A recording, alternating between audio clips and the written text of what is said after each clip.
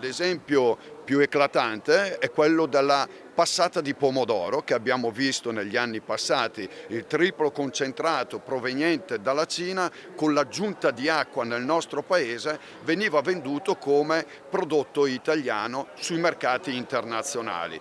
Questo è stato attenzionato anche dalla stampa estera, identificato come un grande inganno. Prodotti stranieri, spesso importati da fuori Europa di bassa qualità, che vengono italianizzati grazie a lavorazioni minime per essere poi esportati all'estero come made in Italy. Ci sono carciofi egiziani che in Italia diventano sott'aceto, la cagliata ucraina che diventa mozzarella o petti di pollo che arrivano dal Sud America. Eccoli esposti alcuni dei più grandi inganni del codice doganale. La tappa padovana del Tour nazionale di Coldiretti ha riunito oltre 3.000 agricoltori di tutto il Veneto per chiedere l'abolizione della norma che consente di italianizzare prodotti stranieri. L'abolizione dell'ultima trasformazione sostanziale diventerà la madre di tutte le battaglie per l'agroalimentare nazionale ma anche per quello veneto. Significa evitare che prodotti che vengono importati dall'estero e manipolati o con una piccola trasformazione diventano di provenienza italiana.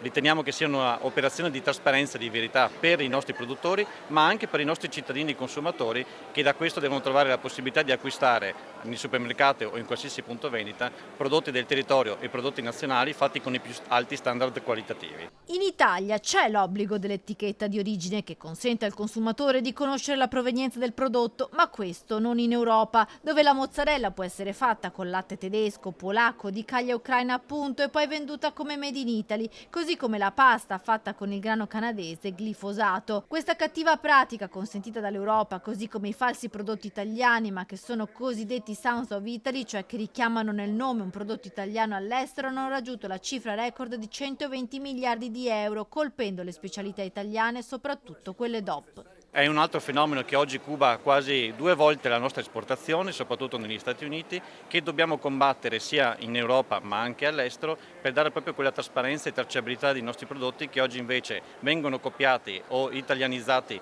in maniera impropria o illecita e che riteniamo siano invece da vietare, da sanzionare. In testa ai più taroccati alcune DOP del Veneto come il grana padano e l'asiago e poi salumi, olio e conserve. Dire esattamente qual è la provenienza di un prodotto agroalimentare partendo da quello che è il prodotto agricolo. Più trasparenza creiamo, più valore economico distribuiamo sulle nostre imprese, ma soprattutto diventa anche una risposta in termini occupazionali, in termini sociali, perché grazie all'agricoltura e all'agroalimentare, quello trasparente, siamo riusciti in questi anni a far crescere sempre di più la possibilità di dare certezza alla nostra collettività.